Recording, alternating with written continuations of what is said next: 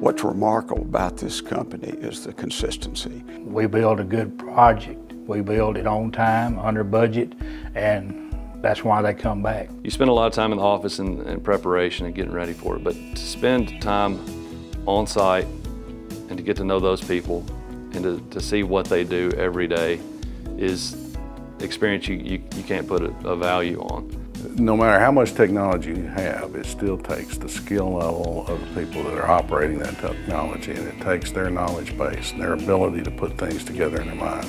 We have an outstanding group of people here, and we have outstanding leadership too. Nobody leaves here. We have no turnover, but people stay forever. Now that's a little bit of an exaggeration, but it's not much. We sell hard to get that first job, but any repeat business we get or referral business, it's a reflection of our people in the field. We want to take care of our people, we want to take care of our clients, and if we do those things, then the business is going to take care of itself. I really think that H&M will carry on. I think there's enough youth in this company that's knowledgeable enough to carry it on. And I don't know how far it'll go, but I think it could just go forever. We are out in the field. We're under the gun out there, but we want everyone in this office to feel the same way we do, with the pride that we put into the job.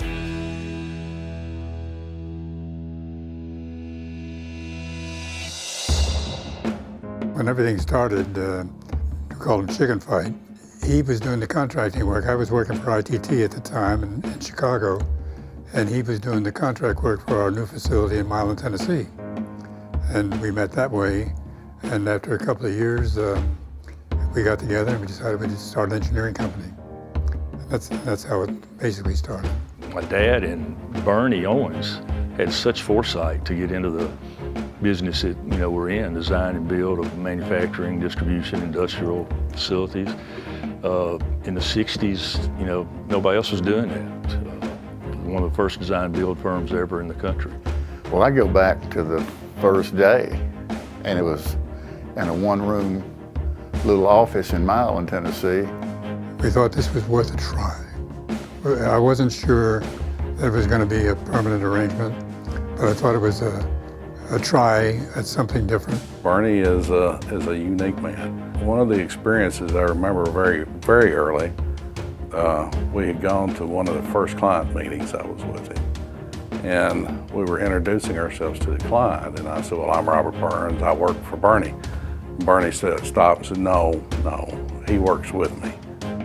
The relationships that are in the building from Jim and from David and Dad back in the day, and they had a personal relationship with everybody that worked for H&M. They would remember that I have a son or I have a grandson, and they would ask my name, oh, how is Justin, or so that's really great.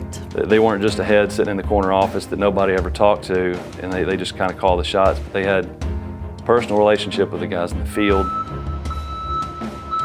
Everybody knew everyone and had a good relationship. Working on projects outside of Jackson, it's exciting because you're reaching out, you're going further, and like when you go on vacation and you drive by a location that you worked on, you get to say, hey, that's one of my projects, that's something I worked on. I can tell that this place is still something special, and it's getting bigger and better every year. Actually, I thought it'd fall apart when I left. Our father had mother as his secretary and had one employee in the office. And it went from there to another office in Milan, and then eventually we moved it here. I started working in high school.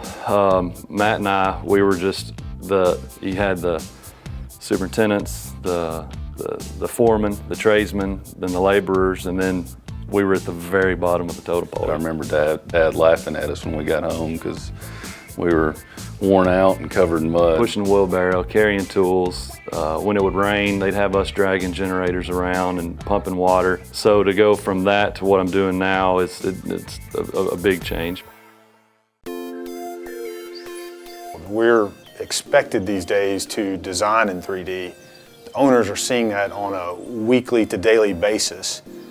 Everything that you've done, they want everything modeled And we have some jobs where we're sending those models out to the field on a daily basis. They're building off of what we've designed in 3D. So the field has had to get a lot more technical as well as our guys here. We'll design everything in 3D before it gets built to check for interference. We always joke you design a building 3 times. It's you have the initial, then after you do it for what the owner wants, and then you have to do it for finally how you're going to build it. And so it increased the pace in here, but it also has increased the pace and information level and everything else out in the field.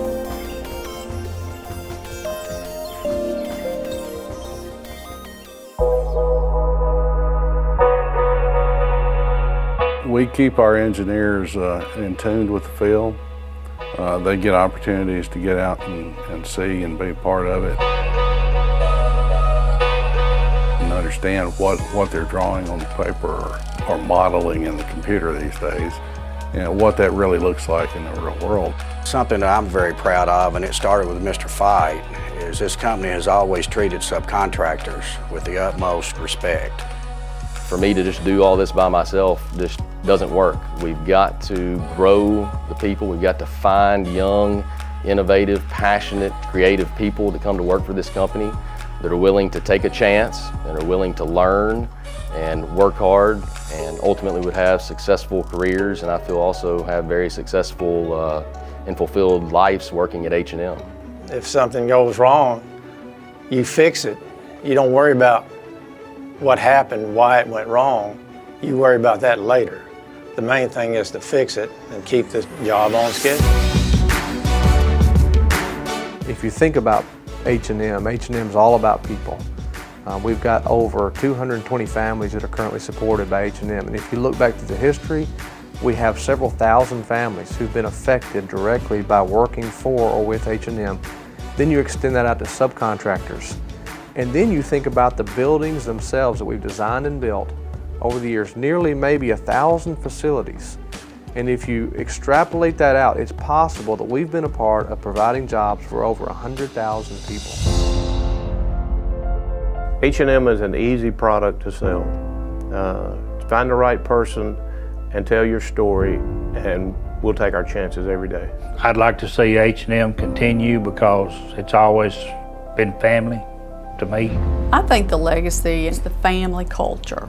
I feel like with the leadership that we have and that we have coming up, that's still going to be the case. It's a good place to work because whatever you need in order to do your job, they will see that you get it. This place is light years ahead of where it was even 10 years ago.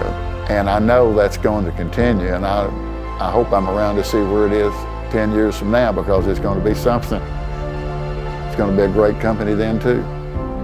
When I think about the future of H&M, I'm very, very confident that a combination of a great team of people that embrace the core values that have defined this company for the last 60 years will drive H&M's success at least for the next 60 years.